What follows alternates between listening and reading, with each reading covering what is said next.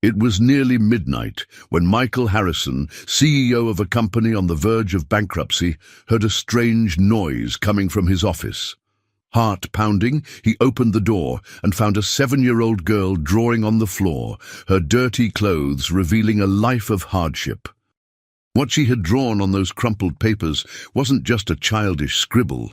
It was the solution to a $300 million problem that had plagued his company for years.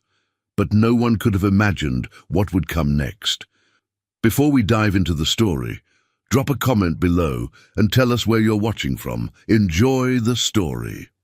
The fluorescent lights of Technova's 47th floor cast harsh shadows across Michael Harrison's weathered face as he stared at the stack of termination letters on his mahogany desk. At 52, the CEO had built his technology empire from nothing, but tonight felt like watching it crumble between his fingers. The clock on the wall read 11:47 p.m., and the Seattle skyline beyond his corner office windows seemed to mock him with its glittering promise of success that now felt impossibly distant. 300 employees, he whispered to the empty room, his voice cracking with exhaustion. 300 families depending on me, and I'm about to let them all down. The quantum processing project. 5 years of research, $20 million invested, and they were still months away from a breakthrough. Without it, Technova would be bankrupt by Christmas. The board meeting tomorrow would seal their fate. Michael loosened his silk tie and walked to the window, pressing his palm against the cold glass. That's when he heard it.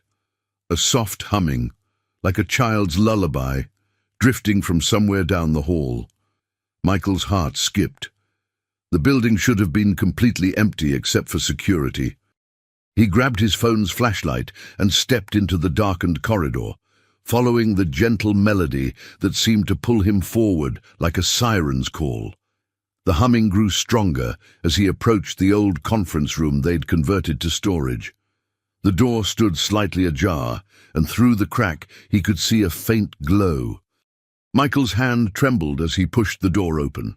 On the floor, surrounded by scattered crayons and papers, sat a little girl with golden blonde hair cascading over her shoulders.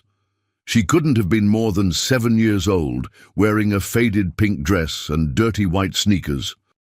She was completely absorbed in her drawing, moving the crayon across the paper with the focused intensity of a master artist. "Hello there," Michael said softly, crouching down to her level. "What's your name, sweetheart?" The girl looked up with the most extraordinary eyes he'd ever seen, a deep green that seemed to hold galaxies of wisdom far beyond her years. She smiled shyly and held up her drawing. "I'm Emma," she said in a voice as clear as wind chimes. "I made this for you." Michael's breath caught in his throat as he examined the paper. It wasn't the typical stick figures and houses that children usually drew. Instead, it was an incredibly detailed diagram showing interconnected circuits, mathematical equations, and what appeared to be quantum processing algorithms. But this wasn't just any quantum processing design. This was a solution to the exact problem that had been plaguing Technova's entire research team for months. The computational pathways were laid out with a simplicity and elegance that their PhD engineers had missed completely. "Emma," Michael's voice was barely a whisper, "where did you learn to draw something like this?" The little girl tilted her head, her green eyes twinkling with innocent confusion. "I just see the pretty patterns in my head. They talk to me sometimes, you know. The numbers and the light lines, they show me how they want to dance together." Michael stared at the drawing, his mind racing. This 7-year-old child had somehow visualized the breakthrough that could save his company, save those 300 jobs, save everything he'd worked for his entire life. "Emma, this is incredible. How did you get in here? Where are your parents?" But when he looked up from the drawing, the storage room was empty. The crayons lay scattered on the floor, and there, in the center of the circle where Emma had been sitting, was the drawing that would change everything. Michael Harrison, CEO and master of his own destiny, sat alone on the cold concrete floor, holding a child's crayon drawing that contained the key to a $300 million solution. Michael Harrison didn't sleep that night. He sat in his leather executive chair until dawn, studying Emma's drawing with the intensity of an archaeologist examining ancient hieroglyphs. Every line, every symbol seemed to pulse with possibility. The crayon marks, made by a child's hand, contained mathematical relationships that his team of PhD engineers had missed completely. His coffee had gone cold hours ago, but Michael barely noticed. He traced the pathways Emma had drawn with his finger, seeing connections that defied everything he thought he knew about quantum processing.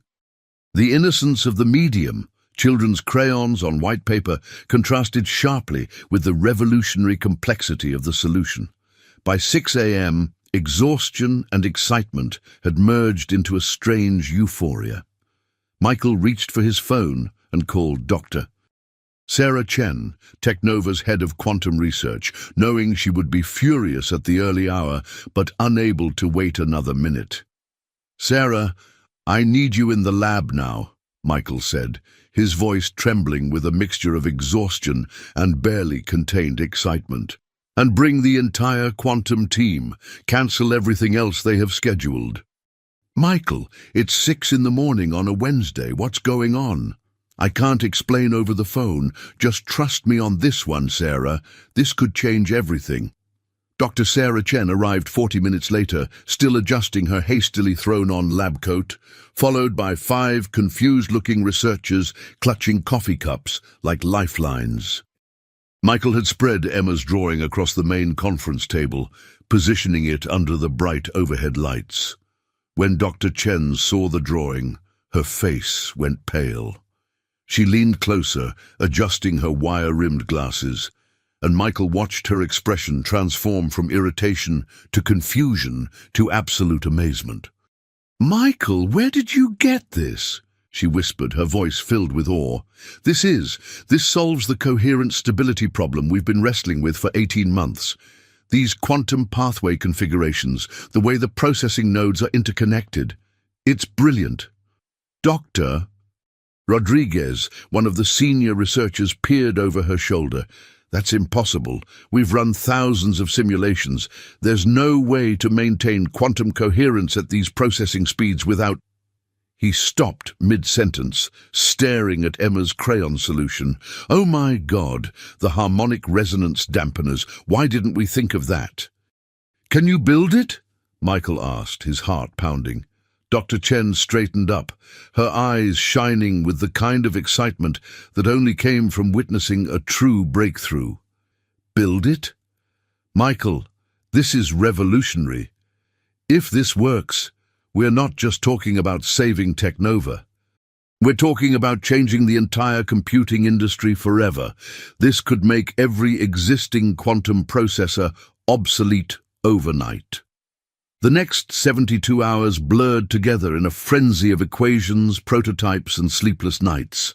Michael practically lived in the lab, watching his team work with a desperate hope he hadn't felt in years.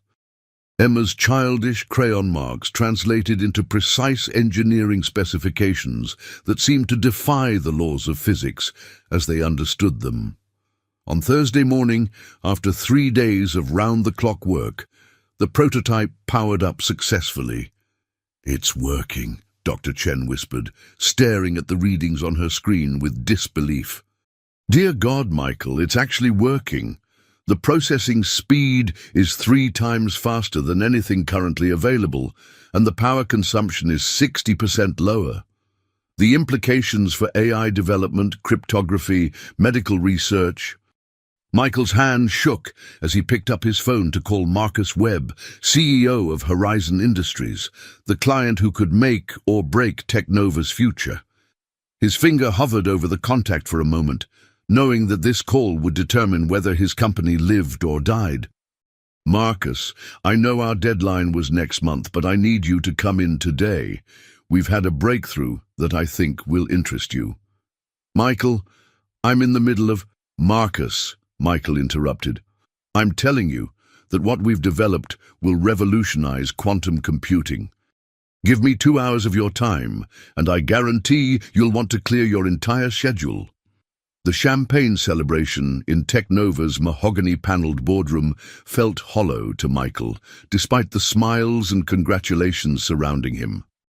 Marcus Webb had not only agreed to the original contract, but had increased his offer to $300 million, with an additional $200 million for exclusive development rights.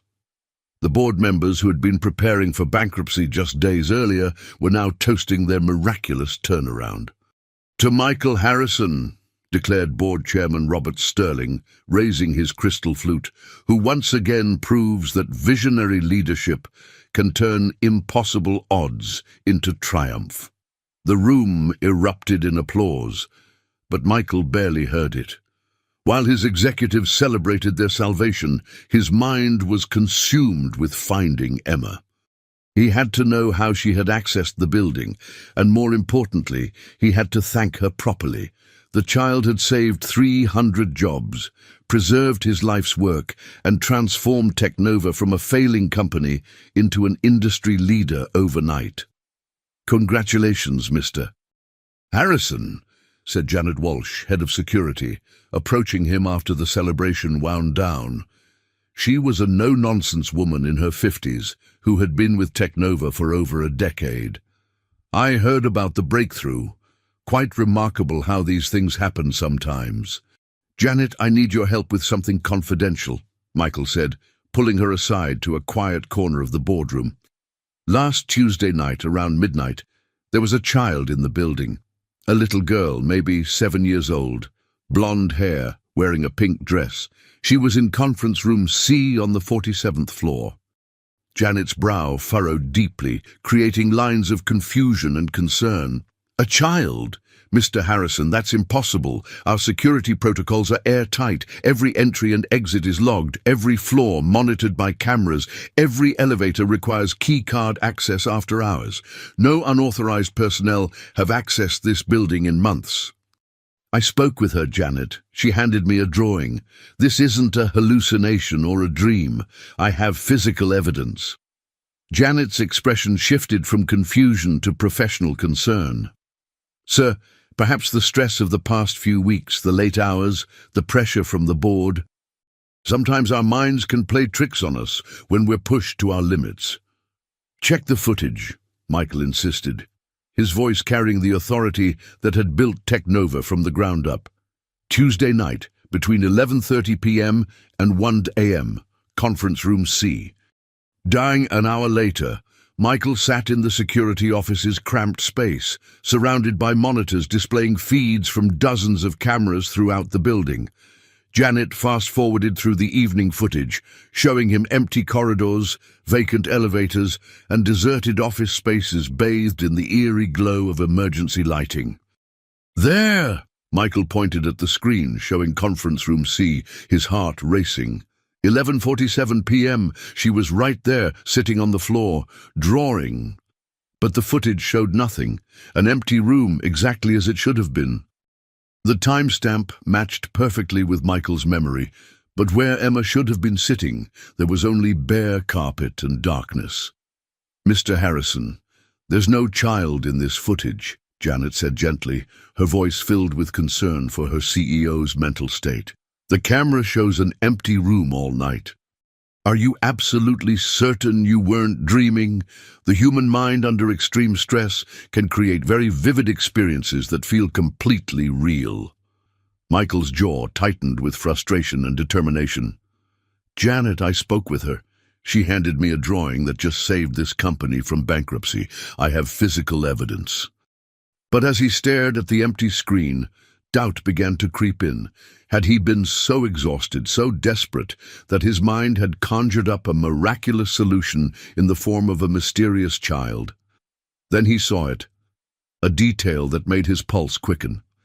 In the hallway outside conference room C, barely visible in the corner of the frame, was a maintenance cart. The timestamp showed 8:30 p.m. during the evening cleaning shift.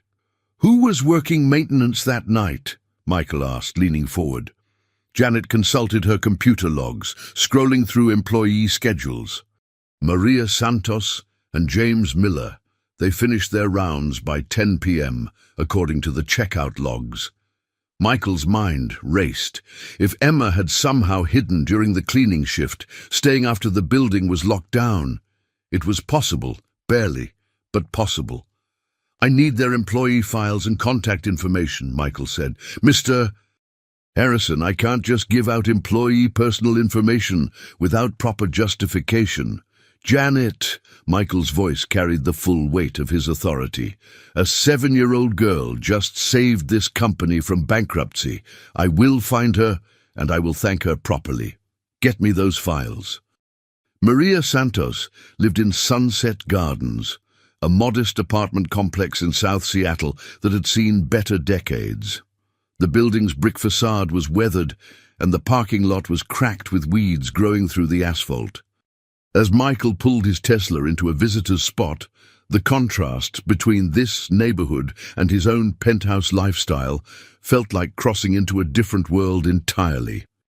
He had spent the drive rehearsing what he would say, but standing outside Maria's door, wearing his expensive suit and Italian leather shoes, he felt more nervous than he had during any board meeting or investor presentation. He knocked softly, hearing the sounds of a television and children playing somewhere inside. "Mr. Harrison?" Maria's eyes widened in shock when she opened the door. She was a small woman in her 50s, with graying hair pulled back in a practical ponytail and hands weathered from years of cleaning work. Her surprise quickly turned to fear. "What are you doing here? Did I do something wrong? Am I in trouble?" "Maria, please don't worry. You're not in trouble. I need to ask you about Tuesday night. Did you see a little girl in the building? Blonde hair, about 7 years old, wearing a pink dress?" Maria's face went pale, and she glanced nervously down the hallway as if checking to see if neighbors were watching. Her hands began to tremble slightly. I don't know what you're talking about, Mr. Harrison." But her reaction told Michael everything he needed to know. The fear, the nervousness, the way she avoided eye contact. She knew exactly who he was talking about. "Maria, please," Michael said gently, softening his voice. "The child helped me tremendously. She may have saved the entire company. I just want to thank her and make sure she's safe. I promise you no one is in trouble here." Tears began forming in Maria's eyes, and she looked down at her worn hands. "She's my granddaughter, Mr. Harrison. Emma. She sometimes hides in my cleaning cart when I can't find a babysitter for the evening shift. I know it's against company policy, but her mother works double shifts at Seattle General Hospital, and I can't afford proper child care on what the company pays me." Michael felt his heart skip a beat. "Your granddaughter? Maria, that little girl is remarkable. What she did for me, for the company." "Please don't fire me," Maria interrupted, her voice breaking with desperation. "I need this job, Mr. Harrison. Emma's medical bills, her special treatments, they're so expensive, and if I lose this position, I don't know what we'll do. She's all I have left of my son, and I'm trying so hard to take care of her." "Medical bills?" Michael asked, his voice gentle but urgent. "What kind of medical treatments?" Maria wiped her eyes with a tissue from her pocket, struggling to maintain her composure. "Emma has something called savant syndrome, connected to a rare neurological condition called Williams syndrome. She sees patterns and numbers differently than other children. The doctors say her brain processes visual and mathematical information in extraordinary ways, but without proper therapy and educational support, she struggles with social interactions and daily living skills." Michael's throat tightened as the pieces began falling into place. "The treatments to help her develop normally, they're expensive." "More expensive than I make in a year," Maria admitted. "The specialized therapy sessions, the educational consultants who understand her condition, the medical monitoring, it's overwhelming." But when I see her drawing those incredible pictures, understanding things that adults can't figure out, I know she has a gift that could change the world if she just gets the right help." Michael felt a deep ache in his chest. "Maria, you're not being fired. In fact, I need to meet Emma properly, and I want to help with her medical expenses." "Where is she now?" Maria looked away uncomfortably, wringing her hands. "She's with her father for the weekend, but Mr. Harrison, I don't think meeting him is a good idea." "Why not?" Maria's expression grew pained, as if the words themselves hurt to speak. "Because her father is David Chen. He used to work for Technova in the research department until 3 years ago when—" Michael's blood ran cold, and he felt the ground shift beneath his feet. David Chen. He remembered the name clearly now, remembered the termination meeting, the man who had been asking for extended leave, making what Michael had perceived as excuses about family obligations, missing critical deadlines on the very same quantum processing project that Emma had just solved. "Until I fired him," Michael finished, the full weight of realization settling on his shoulders like a crushing burden. Maria nodded sadly, tears flowing freely now. He was trying to get time off for Emma's treatments, for appointments with specialists, for therapy sessions. When you let him go, he couldn't afford her medical care anymore. He's been working 3 part-time jobs just to keep up with her basic needs, and even then, it's not enough.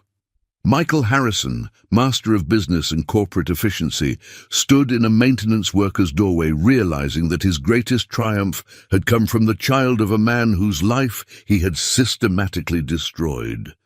Michael Harrison sat in his Tesla outside David Chen's apartment building for 45 minutes, staring at the cracked sidewalk and peeling paint on the building's exterior.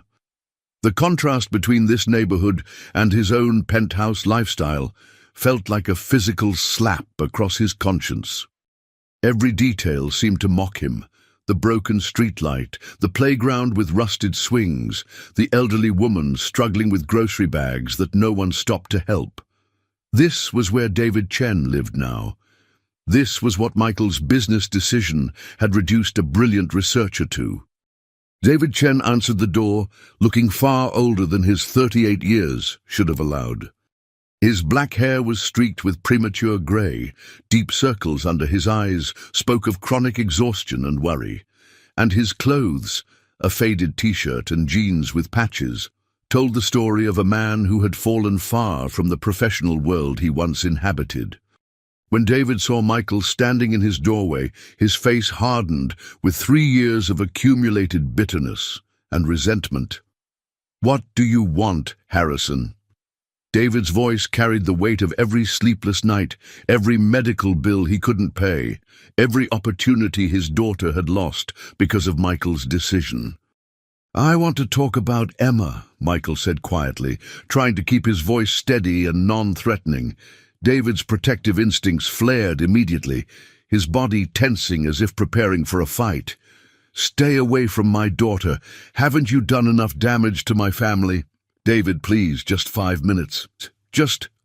Emma helped me this week in ways you can't imagine, and I think you deserve to know what happened. I think you deserve to understand what your daughter is capable of." After a long pause filled with internal struggle, David reluctantly opened the door wider. 5 minutes, then you leave and never come back." The apartment was small but immaculately clean. Every surface scrubbed and organized, with the care of someone who took pride in what little they had. But what struck Michael most were Emma's drawings, hundreds of them, taped to every available wall surface. The same intricate patterns and impossible mathematical relationships that had saved his company covered every room like a gallery of genius. "She draws constantly," David said, noticing Michael's amazement. "Ever since she was 3 years old. The doctors say it's how her brain processes the world around her. She sees connections and patterns that the rest of us miss completely. Mathematics isn't abstract to her. It's visual, emotional, alive." Michael walked slowly through the small living room, studying the drawings with new understanding. These are incredible, David. The complexity, the mathematical relationships. The night I came to you asking for time off, David began, his voice tight with controlled emotion. Emma had just been diagnosed with her condition. We were starting an intensive treatment program that required weekly appointments, sometimes twice a week. Speech therapy, occupational therapy, educational assessments. I couldn't maintain your 60-hour work schedule and get her the help she desperately needed. I thought you were making excuses, Michael admitted, shame coloring his words. David's laugh was bitter and hollow. Excuses? Michael, do you have any idea what it's like to watch your 7-year-old daughter struggle to communicate with the world because her brain works differently? To know that there are treatments and educational programs that could help her develop her extraordinary gifts, but you can't afford them because your boss values profit margins over human beings. Michael felt each word hit him like a physical blow. I didn't know the full situation. You didn't want to know, David interrupted, his voice rising with years of suppressed anger. I tried to explain, tried to show you Emma's medical reports, tried to make you understand that this wasn't about wanting time off to go fishing or play golf. This was about my daughter's future.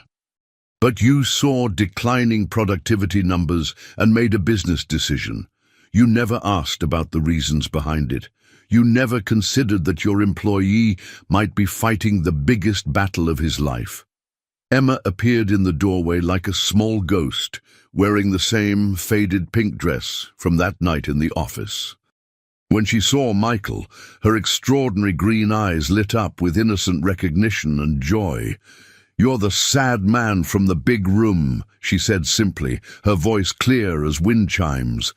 Did my picture help make you not sad anymore? Michael knelt down to her level, his eyes filling with tears he couldn't control. Yes, Emma. Your picture helped more than you could possibly understand. You saved a lot of people's jobs. You're a very special little girl. Emma smiled with the pure happiness of a child whose simple gesture had brought joy to someone else. She handed him another drawing, this one showing stick figures holding hands under a vibrant rainbow made with every crayon in her box. This one's for you too, she said. Daddy says rainbows come after storms, and you looked like you were in a really big storm that night. David watched the interaction with a complex mixture of protectiveness, confusion, and something that might have been hope. Michael, what exactly happened that night? How did Emma help you? As Michael explained how Emma's drawing had provided the breakthrough solution that saved Technova, how her innocent visualization had solved problems that teams of PhD engineers couldn't crack, David's anger slowly transformed into something more complex. Amazement at his daughter's abilities, pride in what she had accomplished, and a deep, aching sadness about what could have been if things had gone differently 3 years ago. She drew the solution to the quantum coherence problem, David whispered, staring at his daughter with new understanding. The same project that cost me my job because I couldn't give it the undivided attention you demanded. My 7-year-old daughter solved it with crayons. Michael Harrison, looking at the father and daughter whose lives he had torn apart, realized that his company's salvation had come with a moral debt he was only beginning to comprehend. Michael Harrison didn't sleep for the 4th night in a row. He stood on his penthouse balcony overlooking Elliott Bay, watching the ferry lights move across the dark water like slow-moving stars.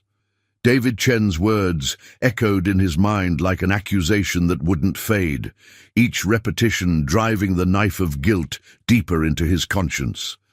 Emma's innocent face haunted him. The child who had saved his empire was the same child whose future he had unknowingly destroyed with his corporate ruthlessness. The city stretched out below him, millions of lights representing millions of lives, and Michael wondered how many other David Chens he had created over the years. How many families had he damaged with his single-minded focus on productivity and profit margins? How many extraordinary children like Emma were struggling without proper support because he had fired their parents for being inefficient? By dawn, Michael had made his decision. He would not simply write a check and consider his conscience clear. He would rebuild what he had torn down, and he would ensure that Emma Chen had every opportunity to reach her incredible potential. He arrived at Technova early Saturday morning and called Dr. Sarah Chen into his office. The irony of the shared surname wasn't lost on him. Two brilliant minds named Chen, one flourishing under his leadership, the other destroyed by his short-sightedness.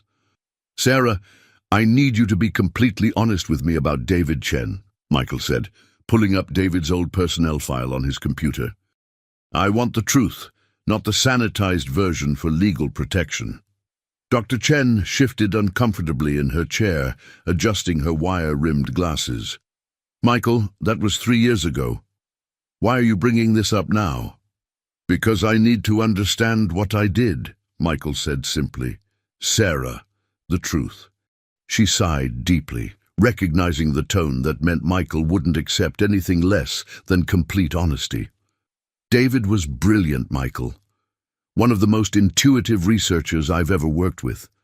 His theoretical work on quantum mechanics wasn't just good, it was revolutionary.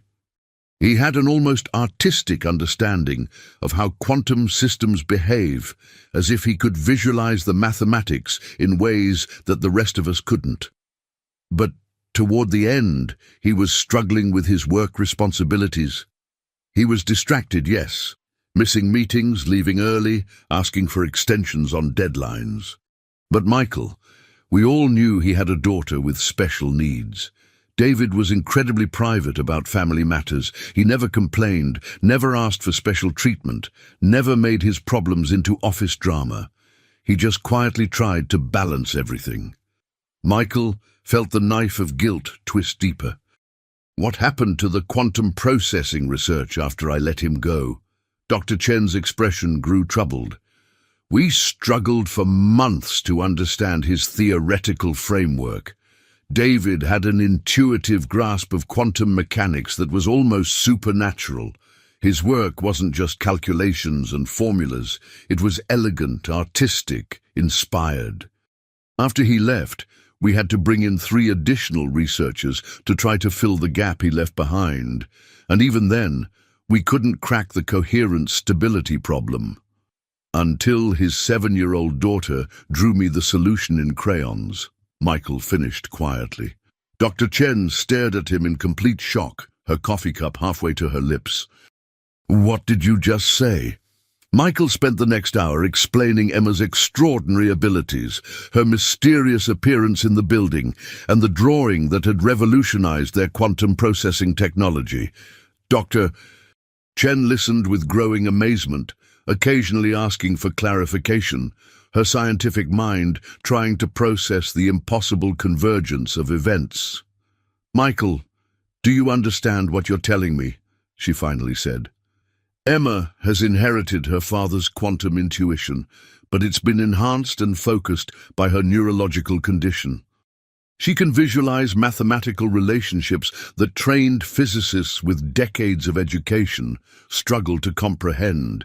She's not just gifted, she's operating on a completely different level of understanding. And I destroyed her chance at proper treatment and development by firing her father for trying to get her the help she needed," Michael said, the full weight of his actions crushing down on him like a physical force. Dr. Chen leaned forward intently, her scientific excitement overriding her shock. "Michael, children with Emma's condition, if they receive the right support, the right educational environment, the right therapeutic interventions, they can achieve extraordinary things. They can contribute to scientific advancement in ways we're only beginning to understand. But without proper intervention, without support and understanding, They struggle to function in a normal world, and their gifts remain trapped inside minds that can't communicate effectively with the rest of us, Michael finished. Sarah, I need you to research the best treatment programs for children like Emma. I want to know about the most advanced therapeutic interventions, the most innovative educational approaches, the most successful support systems. Money is absolutely no object. What are you planning, Michael? Michael walked to his floor-to-ceiling windows, looking out at the city where David Chen was probably getting ready for another day of juggling multiple part-time jobs, where Emma was growing up without the support she needed to reach her incredible potential. I'm planning to fix the biggest mistake I've ever made, Michael said, his voice filled with determination and purpose. And I'm planning to make sure that Emma Chen has every opportunity to become the genius she was born to be. I'm going to prove that it's never too late to do the right thing. Doctor. Chen smiled for the first time since entering the office. Michael, David always used to say that quantum particles exist in multiple states simultaneously until they're observed, and then they collapse into a single reality. Maybe it's time to observe a different possibility for Emma's future. As Dr. Chen left to begin her research, Michael Harrison stood alone in his office, knowing that the hardest part of his journey was just beginning. He had saved his company and secured his professional legacy, but now he had to save the family he had nearly destroyed in the process. The question that terrified him most was deceptively simple. Would David Chen ever be able to forgive him enough to let him help? Michael Harrison spent the weekend researching everything he could about Williams syndrome, savant abilities, and treatment programs for exceptional children. By Monday morning, his desk was covered with medical journals, specialist contact information, and treatment center brochures from around the world. Dr. Sarah Chen had compiled a comprehensive report that painted both a hopeful and heartbreaking picture of Emma's condition. The Stanford Center for Developmental Excellence has the most advanced program for children like Emma, Dr. Chen explained during their early morning meeting. They combine traditional therapy with cutting-edge neuroscience research. The director, Dr. Patricia Williamson, has worked with savant children for 20 years. What would something like that cost? Michael asked. For comprehensive care, speech therapy, occupational therapy, educational specialists, medical monitoring, family counseling, we're looking at approximately $200,000 per year, possibly more depending on Emma's specific needs. Michael didn't hesitate. Set up a meeting with Dr. Williamson. I want to understand exactly what Emma needs. But first, he had to face David Chen again. This time, Michael came prepared with more than just apologies. The construction site where David worked part-time was loud, dirty, and dangerous. Michael found him during lunch break, sitting alone on a stack of lumber, eating a sandwich from a brown paper bag. David's hands were calloused and cut, his clothes covered in sawdust, a far cry from the clean research environment where he'd once worked. "What are you doing here, Michael?" David asked wearily, not looking up from his sandwich. "I want to offer you your job back," Michael said directly. "Senior researcher position, full benefits, and a 40% salary increase from what you were making before." David looked up sharply, suspicion and anger flashing in his eyes. "Is this some kind of guilt trip? You think you can just wave money around and make everything okay?" "No," Michael said honestly. "I think I destroyed something precious, and I want to try to rebuild it. Your daughter has a gift that could change the world, David, but she needs support, treatment, educational opportunities that you can't afford on construction wages. So this is about Emma, not about me." Michael sat down on an adjacent pile of lumber, ignoring the stares from other workers. "It's about both of you. Emma needs her father to be in a position where he can advocate for her, support her development, and work alongside the specialists who understand her condition. And honestly, David, Technova needs you too. The quantum processing breakthrough Emma provided, we need someone who understands the theoretical framework to help develop it further. David was quiet for a long moment, staring at his worn hands. You really think you can just fix this with a job offer? I think it's a start, Michael said. I've been researching treatment programs for children with Emma's condition. There's a center at Stanford that specializes in nurturing savant abilities while helping children develop social and communication skills. It's expensive, but I can't afford Stanford, David interrupted bitterly. Technova can, Michael said quietly. As part of your compensation package, full medical coverage for Emma's specialized care. The best treatments, the best specialists, whatever she needs. David stared at him for a long moment, and Michael could see the internal battle playing out, hope warring with years of accumulated resentment and distrust. Why? David finally asked. Why now? Why do you suddenly care about my daughter? Michael took a deep breath, knowing this moment would determine everything that followed. Because 3 years ago, I made a decision that I thought was about business efficiency. I thought you were making excuses, being unprofessional, letting personal issues interfere with work. I never asked why. I never tried to understand what you were facing. I just saw declining productivity and acted accordingly. And now? Now I know that your 7-year-old daughter solved a problem that stumped our entire research team. I know that the same condition I indirectly prevented you from treating properly is the source of her extraordinary abilities. I know that I didn't just fire an employee, I damaged a family and potentially held back scientific advancement. David crumpled up his sandwich wrapper, his jaw working as he processed Michael's words. Even if I believed you were sincere, even if I thought this wasn't just guilt or pity, Emma barely knows me anymore. I work 70 hours a week just to keep us afloat. By the time I get home, she's usually asleep. Maria does more parenting than I do. That's exactly why this matters, Michael said urgently. Emma needs her father present in her life, not exhausted and struggling. She needs stability, consistency, and access to people who understand her gifts. David stood up slowly, brushing sawdust from his jeans. I'll think about it, he said finally. But Michael, if this is some elaborate guilt relief project, if you're planning to use my daughter as a publicity stunt for Technova's corporate responsibility image, I'll make sure you regret it. As David walked away, Michael realized that earning forgiveness would be far harder than writing checks. Trust, once broken, required more than money to repair. 3 days later, David Chen sat in Technova's Human Resources office, staring at a contract that seemed too good to be true. The salary figure alone was more than he'd made from all 3 of his part-time jobs combined, and the medical benefits package was comprehensive enough to cover Emma's most optimistic treatment scenarios. The position would be Senior Quantum Research Specialist, explained Jennifer Martinez, the HR director. You'd be working directly with Dr. Sarah Chen's team on the quantum processing development project. Your previous research would be the foundation for the new initiatives. And my daughter's medical coverage?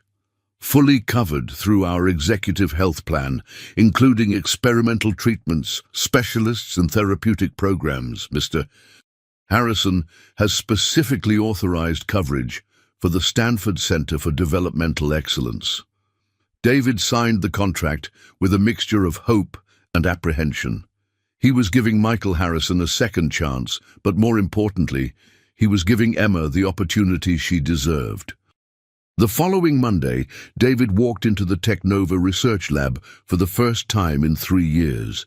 The space had been renovated and expanded, but the familiar hum of computers and the smell of electronics brought back memories of the work he'd loved before everything fell apart. David, Dr. Sarah Chen greeted him warmly. Welcome back. I have to say, Seeing Emma's solution to the coherence problem has given me a whole new appreciation for your theoretical work. The mathematical intuition clearly runs in the family. How is the quantum project developing? David asked, falling back into the rhythm of technical discussion that had been missing from his life for so long. We've built 3 prototypes based on Emma's design, and the results are extraordinary. But we're running into scaling issues, trying to maintain the quantum coherence across larger processing arrays. Your original theoretical framework might hold the key to solving that. As David immersed himself in the research, he felt a part of himself awakening that had been dormant for 3 years. The intellectual satisfaction of solving complex problems, the excitement of pushing the boundaries of what was possible. It reminded him why he'd chosen science as his career. Meanwhile, Emma had her first appointment at the Stanford Center. Michael had insisted on driving her and David personally, wanting to understand exactly what Emma's treatment would involve. Dr. Patricia Williamson was a woman in her 60s with kind eyes and a manner that immediately put Emma at ease. Her office was filled with colorful drawings, mathematical models, and puzzles designed to engage exceptional minds. "Emma," Dr. Williamson said gently, "your drawings are remarkable. I'd like to understand how you see the patterns you create. Can you tell me about the pictures in your mind?" Emma looked at her father uncertainly, then at Michael, before turning back to Dr. Williamson. "The numbers dance," she said simply. "They show me how they want to connect, like a big puzzle made of light." Dr. Williamson nodded encouragingly. "And when you draw the dancing numbers, how does that make you feel?" "Happy," Emma said, smiling. "Like I'm helping them find their friends." For the next hour, Dr. Williamson conducted a series of assessments that seemed more like games than medical tests. Emma solved visual puzzles with startling speed, recognized mathematical patterns in abstract designs, and demonstrated an intuitive understanding of spatial relationships that was far beyond her chronological age. "Emma has extraordinary visual spatial processing abilities," Dr. Williamson explained to David and Michael afterward. "Her brain can perceive mathematical relationships and patterns in ways that most people, including trained mathematicians, cannot. But like many children with Williams syndrome, she struggles with abstract language concepts and social interactions." "What does that mean for her future?" David asked. With proper support, Emma could contribute to fields like mathematics, physics, computer science, or engineering in ways we're only beginning to understand, but she'll need specialized education that nurtures her gifts while helping her develop communication and social skills. Michael leaned forward intently. "What kind of specialized education?" "We'd recommend a comprehensive program that includes traditional academic subjects adapted to her learning style, advanced mathematical and scientific enrichment, speech and language therapy, social skills training, and occupational therapy to help with fine motor development." "How long would such a program take?" David asked. Dr. Williamson smiled. "David, this isn't about fixing Emma or making her normal. This is about helping her reach her full potential while giving her the tools she needs to navigate the world. It's a lifelong journey, but with the right support, children like Emma can achieve extraordinary things." As they drove home, Emma fell asleep in the back seat, exhausted by the day's activities. David stared out the window, processing everything he'd learned. "She's going to be okay," Michael said quietly. "More than okay, she's going to be extraordinary." "I'm starting to believe that," David replied. "But Michael, I need you to understand something. This isn't about you anymore. This isn't about your guilt or your need to feel better about what happened 3 years ago. This is about Emma's future." "I understand," Michael said. "I'm not looking for absolution, David. I'm looking for the chance to do the right thing." For the first time since Michael had appeared at his apartment, David felt something that might have been the beginning of trust. 6 weeks into David's return to Technova, the quantum processing project had advanced further than anyone had imagined possible. Emma's original drawing had been just the beginning. As David worked to implement her solution on a larger scale, he began to understand that his daughter's visualization abilities were even more extraordinary than they'd realized. "Look at this," David said to Dr. Sarah Chen, pointing to a series of equations on his computer screen. "Emma's design doesn't just solve the coherence problem. It suggests a completely new approach to quantum computing architecture. If we're right about this, we could be looking at processing speeds that are orders of magnitude faster than anything currently available." "How certain are you?" Dr. Chen asked, studying the calculations. "I need to test it, but theoretically it's sound. The mathematical relationships Emma visualized are more complex than we initially understood." That evening, David brought Emma to the lab for the first time. He wanted her to see the work environment where her drawings were being transformed into revolutionary technology, and Dr. Williamson had suggested that exposing Emma to scientific environments could help nurture her natural abilities. Emma walked through the lab with wide-eyed wonder, taking in the computers, the quantum processing equipment, and the whiteboards covered with equations. When she saw her original drawing displayed in a frame on David's desk, she clapped her hands with delight. "My dancing numbers are helping," she exclaimed. "They're helping a lot, sweetheart," David said, kneeling down to her level. "Would you like to see what we built from your drawing?" Emma nodded enthusiastically, and David led her to the prototype quantum processor. The machine hummed quietly, its blue LED indicators blinking in complex patterns. Emma stared at the machine for a long moment, her head tilted to one side as if listening to something only she could hear. Suddenly, she tugged on David's sleeve. "Daddy, the lights are confused," she said. "They want to dance in a circle, but something is making them go straight." David looked at Dr. Chen with surprise. Emma was describing, in her own way, exactly the scaling problem they'd been trying to solve. The quantum states weren't maintaining their coherence in the expanded array configuration. "Emma," David said carefully, "can you show me how the lights want to dance?" Emma ran to a nearby whiteboard and began drawing with a marker, her small hands moving quickly across the surface. The pattern that emerged was unlike anything David had seen before, a spiral configuration that seemed to fold in on itself mathematically. Dr. Chen stared at the drawing in amazement. "David, this could be the solution to the scaling problem. She's visualizing a recursive quantum array architecture." "Can you implement it?" David asked. "It'll take some time, but yes. This could revolutionize everything we thought we knew about quantum computing." As they drove home that night, Emma chattered excitedly about the dancing lights and the number machines. David realized that his daughter wasn't just gifted. She was operating on a level of mathematical intuition that most scientists could only dream of achieving.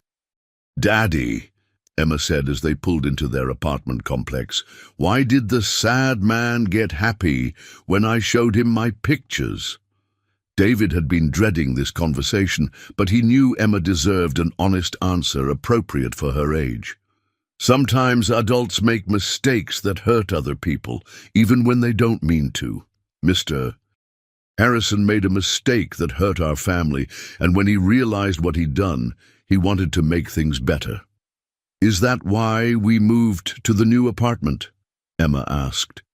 David had used part of his signing bonus to move them to a better neighborhood with a good school district. "Yes, sweetheart. Mr. Harrison is trying to help us now."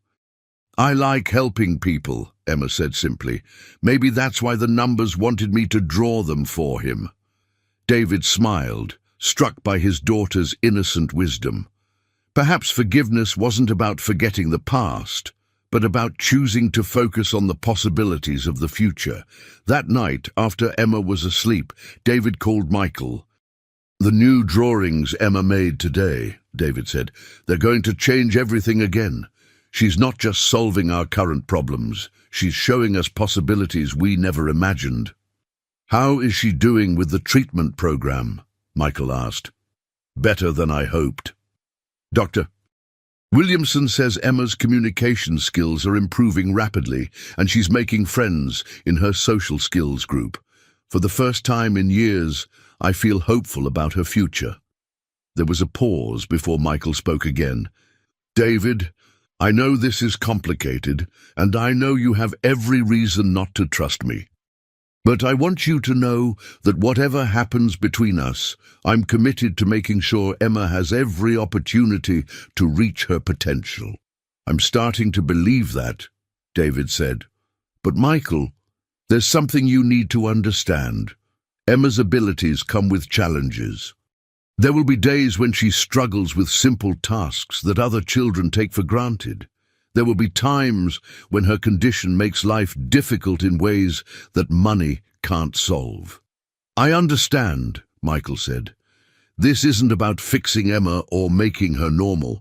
It's about giving her the support she needs to be extraordinary in her own way.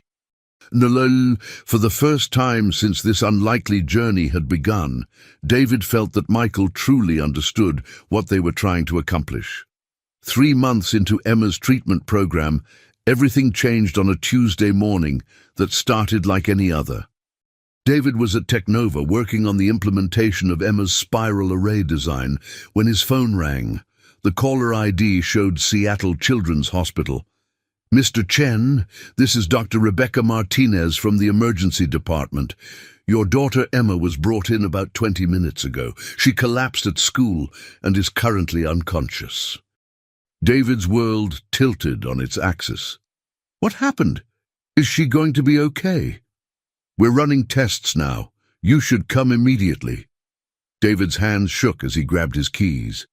Dr. Sarah Chen, who had overheard the conversation, insisted on driving him to the hospital.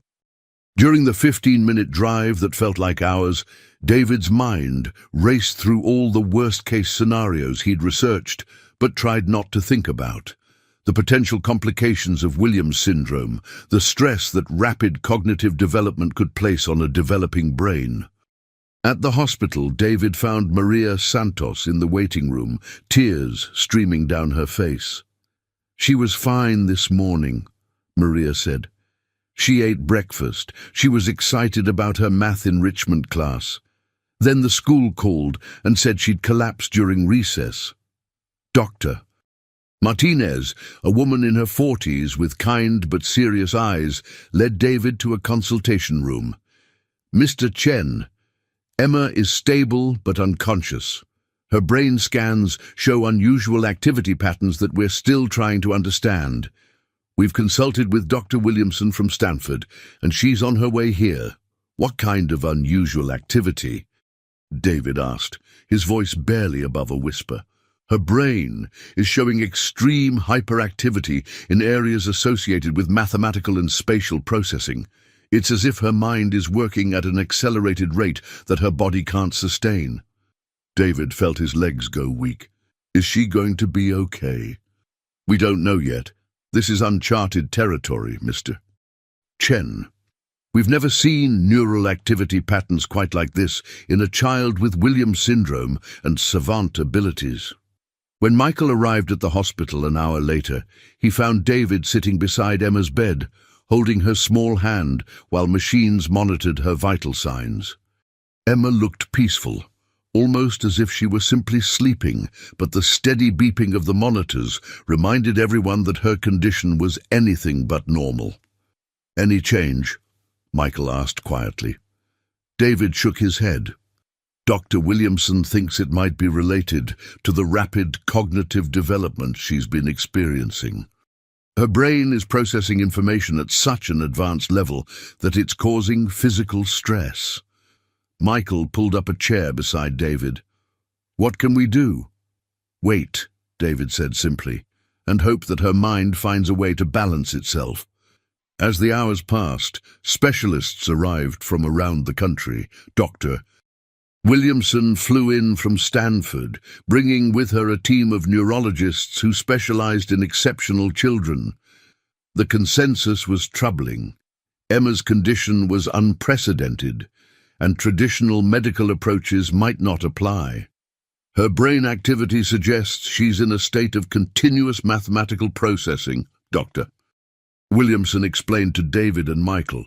It's as if her mind is solving incredibly complex problems at a subconscious level, but the intensity of that processing is overwhelming her system. Is there anything that might help her brain slow down? David asked desperately. Dr. Williamson hesitated. There's something we could try, but it's experimental, and there are risks. We could attempt to engage her conscious mind in controlled mathematical activities, giving her subconscious processing a structured outlet. What do you mean? Michael asked. We could present her with mathematical problems while she's in this state, using audio input to reach her subconscious mind. If we're right about what's happening, her brain might respond by organizing its activity around the external problems, potentially reducing the chaotic internal processing. David looked at his daughter's peaceful face, knowing that the decision he made in the next few minutes could determine her future. What are the risks? If we're wrong about what's causing this, we could make things worse. But Mr. Chen, if we do nothing, Emma might remain in this state indefinitely. Idur. David took a deep breath, thinking about all the drawings Emma had created, all the impossible problems she'd solved with such joy and innocence. Do it, he said. Emma's mind was meant to work with numbers and patterns. Maybe that's exactly what she needs. As the medical team prepared their experimental intervention, Michael realized that Emma's extraordinary gift might also be her greatest vulnerability. The same neural pathways that made her a mathematical prodigy were now threatening to overwhelm her developing brain. The next few hours would determine whether Emma Chen would wake up to continue changing the world, or whether her remarkable journey would end before it had truly begun. The experimental treatment began at 2 a.m., when the hospital was at its quietest, and Emma's brain activity could be monitored without external distractions. Dr. Williamson had assembled a team of neurologists, mathematicians, and audio specialists to implement her theoretical approach. We're going to start with simple mathematical sequences, Dr. Williamson explained to David and Michael, who refused to leave Emma's bedside. If her subconscious mind engages with the problems, we should see changes in her brainwave patterns. Through specially designed headphones, they began playing audio sequences, mathematical progressions, geometric relationships, and pattern recognition problems.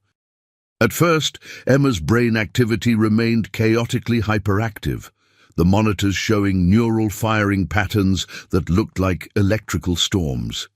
Then, slowly, something began to change. "Look at this," said Dr. James Morrison, the lead neurologist.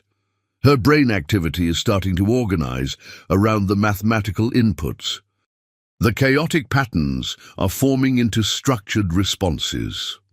On the monitors, Emma's brain waves began to show rhythmic patterns that corresponded to the mathematical problems being presented. It was as if her mind was reaching out to grab onto the structured problems as anchors in the storm of her own processing. "It's working, Doctor," Williamson whispered. "Her subconscious is using the external problems to organize its own activity." For the next 4 hours, they continued the audio-mathematical therapy, gradually increasing the complexity of the problems. Emma's brain responded by shifting its activity patterns, organizing the chaotic neural firing into increasingly structured responses. At 6:17 a.m., Emma's eyes opened. "Daddy," she said softly, her voice weak but clear. "I had the most wonderful dream. All the numbers were singing together in perfect harmony." David burst into tears, gathering his daughter in his arms while being careful not to disturb the monitoring equipment. "I'm here, sweetheart. How do you feel?" "Tired," Emma said, "but happy." In my dream, I solved the biggest puzzle ever.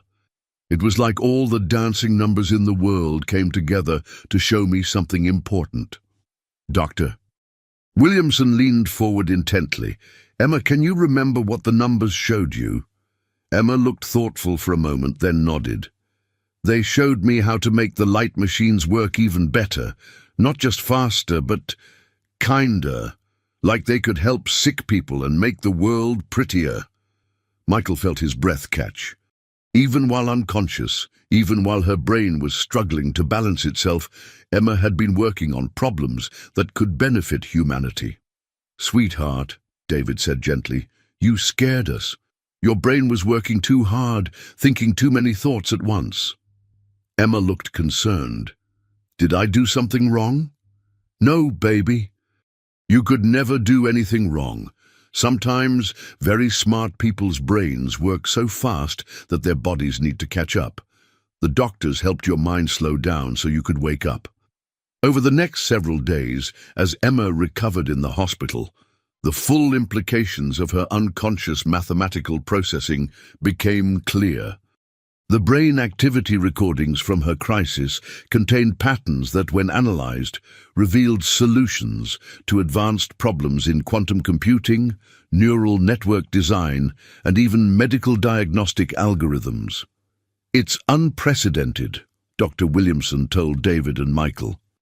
Emma's brain, even in crisis, was working on problems that could advance multiple fields of science simultaneously. But we've learned something crucial. Her mind needs structured outlets for its processing power, or it risks overwhelming itself. What does that mean for her future? Michael asked. It means Emma needs a carefully balanced approach to her education and development. She needs challenges that engage her extraordinary abilities, but also support systems that prevent cognitive overload. David held Emma's hand as she slept, exhausted by her ordeal, but peaceful now that her mind had found balance.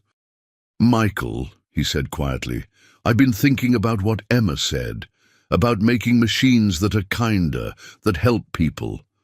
What if her gifts aren't just about solving technical problems? What if they're about showing us how to use technology in more humane ways? Michael nodded, understanding dawning in his eyes. Emma doesn't just see mathematical solutions, she sees the human impact of those solutions. That's what makes her truly extraordinary. As Emma recovered, word of her unique crisis and breakthrough began to spread through the scientific community.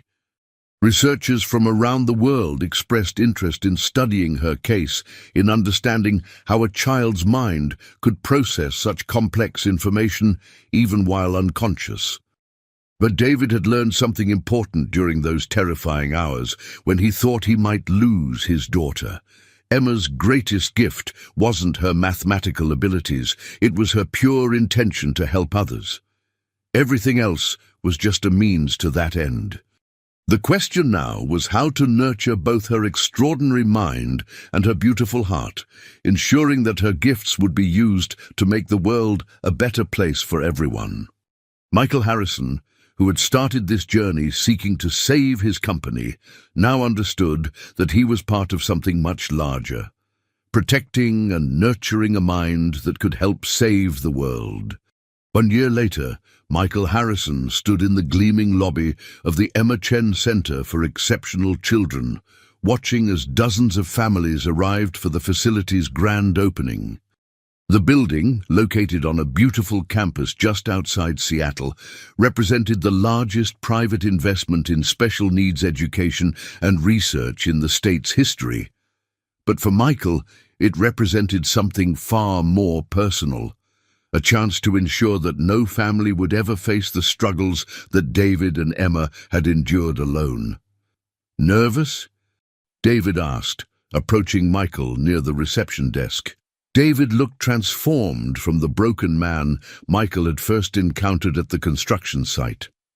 Dressed in a tailored suit, his face relaxed and confident, he now served as the center's director of advanced research, leading a team that studied how exceptional minds like Emma's could contribute to scientific advancement. Terrified, Michael admitted with a smile. This is the most important thing I've ever done, and I want to get it right. No, the center had taken 18 months to plan and build, but every detail had been carefully considered. The classrooms were designed to accommodate different learning styles and sensory needs. The research laboratories were equipped with the most advanced technology available. The therapy rooms were warm and welcoming spaces where children could feel safe exploring their unique abilities. Most importantly, the center's philosophy was built around Emma's own words from that day in the hospital. Technology should be kinder, and it should help make the world prettier. There she is, David said, pointing toward the main entrance. Emma Chen, now 8 years old, walked through the front doors holding the hand of Dr. Patricia Williamson. Emma had grown taller over the past year, her blonde hair now reaching her shoulders, but her extraordinary green eyes still held the same wisdom and innocence that had first captivated Michael in that empty conference room. She was wearing a bright blue dress that matched the center's signature color, and in her free hand she carried a rolled-up piece of paper, another one of her remarkable drawings, created specifically for today's ceremony. "Mr. Michael!" Emma called out when she saw him, running over with the enthusiasm that had become her trademark. "I made something special for today." Michael knelt down to her level, his heart swelling with affection for the child who had changed his life in ways he was still discovering. "I can't wait to see it, Emma. How are you feeling about today?" "Excited!" Emma said, bouncing on her toes. "Daddy says this place will help other kids like me learn how to make their numbers dance too." Over the past year, Emma's development had exceeded everyone's most optimistic expectations. Her communication skills had improved dramatically through intensive therapy, and she was now able to articulate complex mathematical concepts in ways that other people could understand. More importantly, she had developed friendships with other exceptional children, learning that being different was something to celebrate rather than hide. The breakthrough that had emerged from her crisis had revolutionized quantum computing, leading to advances in medical imaging, climate modeling, and artificial intelligence that were already benefiting millions of people around the world. But Emma seemed most proud of the diagnostic algorithm she had helped develop that could detect early signs of neurological conditions in children, potentially helping thousands of families get the support they needed sooner. "Ladies and gentlemen," Michael announced as the crowd gathered in the center's main atrium, "welcome to the Emma Chen Center for Exceptional Children." The applause was warm and sustained, but Michael could see Emma blushing at the attention. She had never fully understood why adults made such a big deal about her drawings, but she loved that her pictures could help other people. 18 months ago, Michael continued, I thought I understood what success meant. I measured it in profit margins, productivity statistics, and quarterly reports. I believed that business was about making difficult decisions and maintaining efficiency above all else. The crowd listened intently as Michael's voice grew more emotional.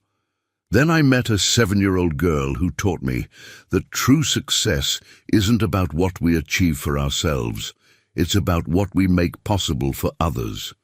David stepped forward, placing a supportive hand on Michael's shoulder. The two men had traveled a long journey from that day when Michael had fired David for trying to care for his daughter. Their relationship now was built on mutual respect, shared purpose, and the understanding that forgiveness was not about forgetting the past, but about choosing to build a better future. "Emma," Michael said, turning to the little girl who had become the center of so many lives, "would you like to show everyone your special drawing?" Emma nodded eagerly and unrolled her paper. The drawing was unlike anything she had created before. Instead of mathematical equations or quantum processing diagrams, she had drawn dozens of children holding hands in a circle around a building that looked remarkably like the center they were standing in. Above the children, she had drawn a rainbow made of numbers and mathematical symbols, and at the top of the page, in her careful handwriting, were the words, "Everyone is special in their own way." "This is beautiful, Emma," Dr. Williamson said, kneeling down beside her. "Can you tell us about your drawings?" Emma looked around at all the faces watching her, families who had children like her, researchers who were dedicated to understanding exceptional minds, educators who specialized in nurturing unique gifts. "I drew all the kids who are going to come here," she explained. "They're all different, but they're all holding hands because being different together is better than being different alone." Michael felt tears streaming down his face as he listened to Emma's simple but profound wisdom. This 8-year-old child, whose mind could solve problems that stumped the world's leading scientists, had captured the essence of what the center was meant to accomplish. The Emma Chen Center for Exceptional Children will serve families from across the country, Michael announced. "We will provide education, therapy, research opportunities, and most importantly, a community where children with exceptional minds can discover that their differences are their greatest strengths." As the formal ceremony concluded and families began touring the facilities, Michael found himself alone with Emma in one of the quiet mathematics classrooms. She was already at a whiteboard, drawing new patterns with colored markers. "Emma," Michael said, "do you remember that night when we first met? When you were drawing in the old conference room?" Emma nodded, not looking up from her artwork. "You were very sad that night. I could see it in your eyes." "You saved my company that night, sweetheart. But more than that, you taught me something I had forgotten, that every person has value even when they can't show it in ways that other people immediately understand." Emma turned around, marker still in her hand, and looked at Michael with those extraordinary green eyes. "Daddy says you learned how to see people's hearts instead of just their work. Is that true?" Michael smiled, amazed once again by her ability to distill complex emotions into simple truth. "Yes, Emma. You taught me how to see people's hearts." "Good," Emma said, turning back to her drawing, "because hearts are much more important than work." As Michael watched Emma create another masterpiece of mathematical beauty, he reflected on the journey that had brought them all to this moment.